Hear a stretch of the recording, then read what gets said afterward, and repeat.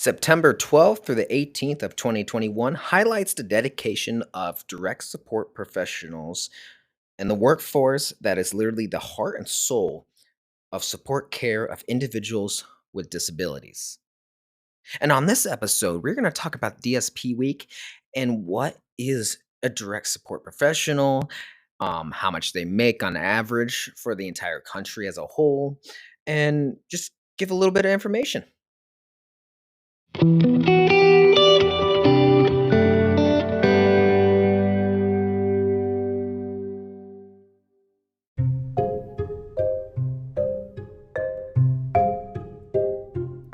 Welcome back to another episode of a Wanderer's Way podcast. I'm your host, Dustin, and I know it's been a while. I took off a week here. So exhausted, and even after my vacation and everything, I just kind of needed time away. Just get a little bit of a break and kind of get my mental health in check and whatnot. But I am back, and we are gonna keep rolling weekly, if not a couple episodes a week. Depends on my job and how everything works out with it. But with that being stated, this is a special episode dedicated to direct support professionals, which I am one of them myself. So that is what I'm doing for my job right now. And I want to give the acknowledgement and recognition that is deserved. And it's not for me. This is for everybody that is absolutely dedicated, works hard, loyal, and comes in on their days off to work extra shifts, everything in between. And for many of you that don't know what a direct support professional is, or a shortened DSP, they are literally support staff that helps to take care of individuals with disabilities, whether it is physical disabilities or mental disabilities. So as direct support professionals, we act as caregivers, personal assistants in ways, direct and home care aides, and also, let me state this as accurate as possible, but we also act as counselors, as in the counselors, like if we were your parents in a way, if that kind of helps you make sense, kind of give that right direction of where you're supposed to go and create that understanding of why something was good or bad that was happened and how to work on changing everything and so on and so forth. So on average for a DSP in America, and this is average taken from all states combined. This ain't average from each state, which some are high, some are low. But on average, it is $13.39 an hour. That is what the entire United States average is. One of the highest ones is actually Hawaii, which I was planning to move there. I don't know when I'm planning to do that yet. If I do, because if not, it'll be Japan. So yeah, those are my two places. Don't ask me why. But Hawaii has this intriguing way, but it is really expensive there too. It's like New York City, but that's because it's an island, but it's a tropical island. It's beautiful. But I was looking in Maui, so in this area of what is it called? Wailuku? Oh man, I already forgot. It's been a while. But anyways, they have a lot of good places there, and they have it where they start you off at, I think it was $15 an hour. You take a test to create protocols for everybody. I can't remember the test name now, because I was going to do it here for work, but I have no need for it here right now, at least at this current time. But I know it starts with a B. Man, it's so bad that I can't remember these. But you take the test after a month, and they raise it up to $18 or $19 an hour, which is a great thing after 1 month. Like, I think that's really cool. So anybody that works over there in Hawaii, and if you're listening to this as a DSP, awesome. That is really cool. I would love to know more about your areas of work and how it may differ from the mainland here. With that being said, too, I want to give complete and utter dedication and acknowledgement to that dedication and loyalty to each company and how the staff work, especially through this pandemic. Because a lot of us, actually the majority of us, unless some's left and whatnot, which we had to deal with too during this pandemic, we don't lose our jobs. We are pretty much stuck. Like, literally, there can be a zombie apocalypse and we won't lose our jobs. That's how important our job is. Which is really sad to say that, for at least on my side, McDonald's makes more, which is ridiculous. So, and I know a lot of other people have spoken about this too, especially on Facebook. I see some comments and statuses and stuff about how in their cities and whatnot that they have such low pay. Especially, I think it was Oklahoma and Texas are like amongst the worst. I'm glad I'm not there. Like, I'm happy with what my pay is. Like, I could use more.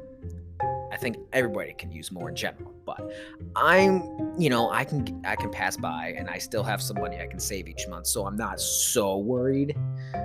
It's still not enough to do things that I need to do, but it's not Oklahoma or Texas. They literally pay you federal minimum wage, which I believe is $7.25 an hour. Maybe it raised up a little bit, but I'm pretty sure it's $7.25. That is the federal minimum wage. In Oklahoma and Texas both pays that. That is crazy. That is beyond ridiculous.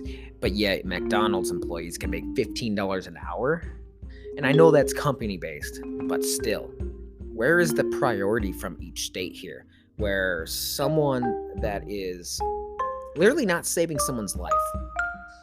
Actually, technically, they're providing the death wish for every single person working fast food. But how is it they're paid $15 an hour? In certain states, like Oklahoma and Texas, are paying their staff federal minimum wage $7.25 an hour for doing complete direct care, cleaning an entire house, making sure clients and communities are safe together, making sure everything works out the way it's supposed to, protocols are followed, all your ID notes and so on and so forth are complete. Like, how?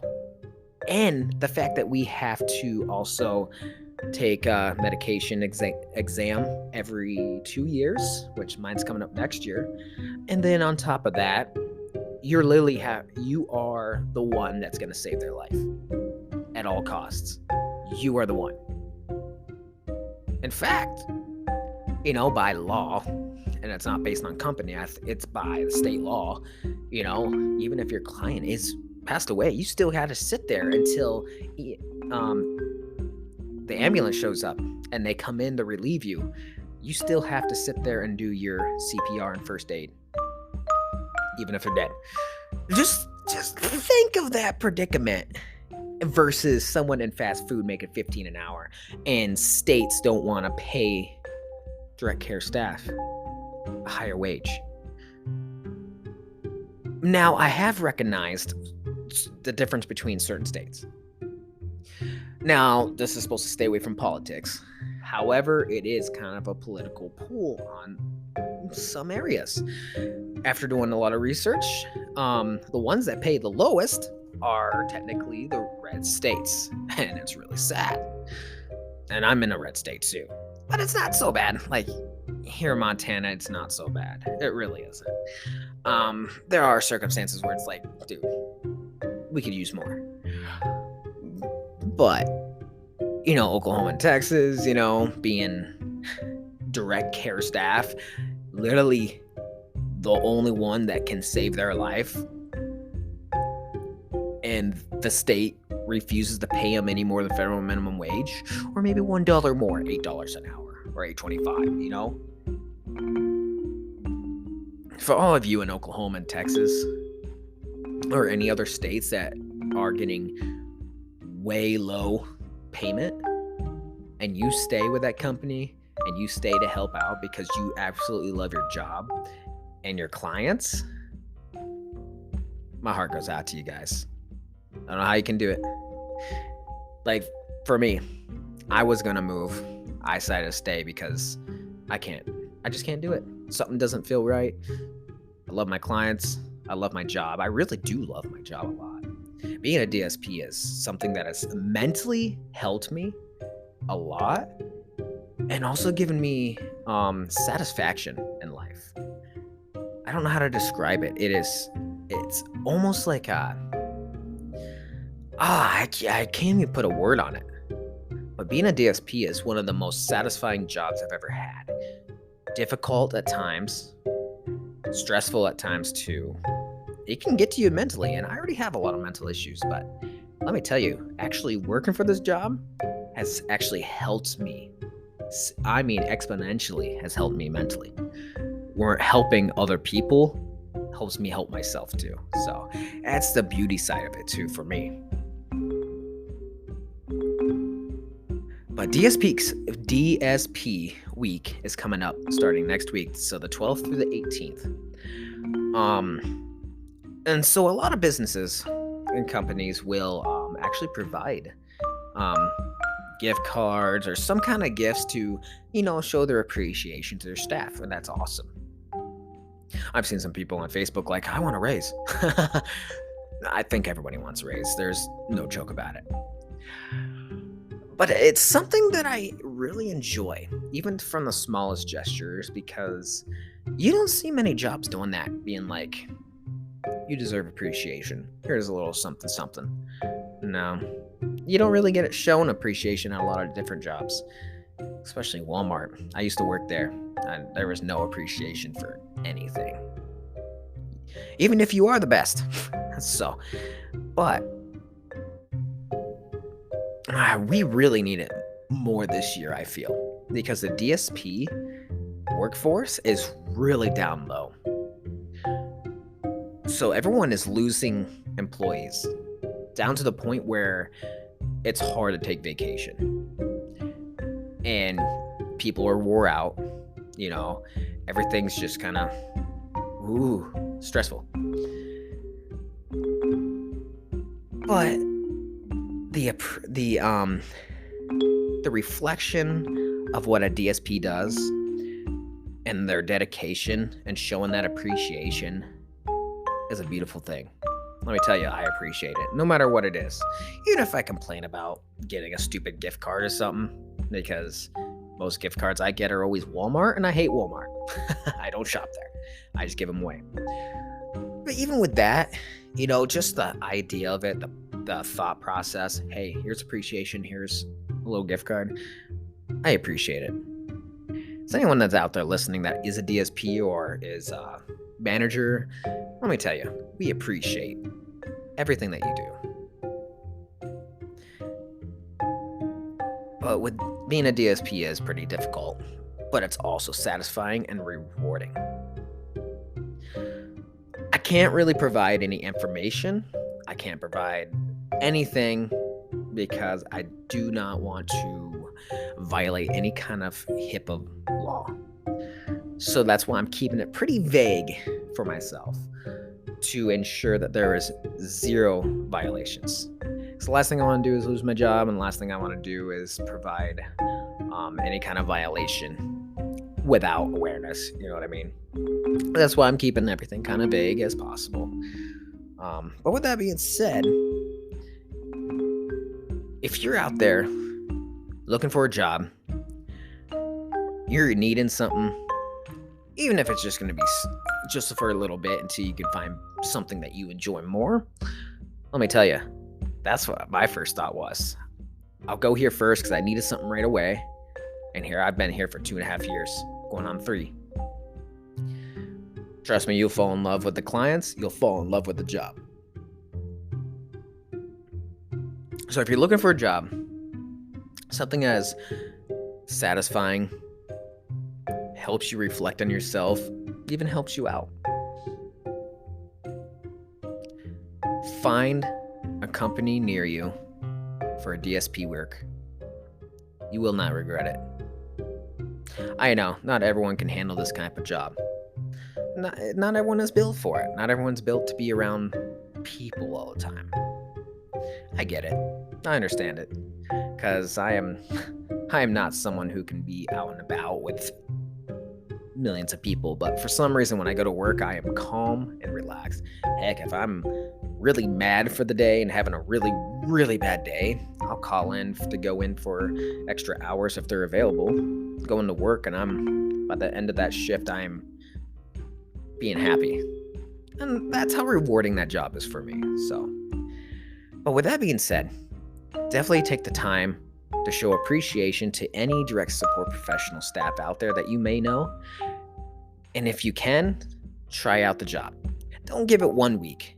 Give it at least 1 month. Go there, reap the benefits of the money that you'll get, and see, truly put yourself in full dedication mode to that job for 1 month. I can guarantee it, you will not leave. Well, unless you have a bad manager or something, which I really hope doesn't happen. But with that being said, go out there. Go try it out. Go to try to understand what a DSP actually does and what the work actually involves. It's very rewarding. With that being said, you guys have such a wonderful week, and I will be back next week.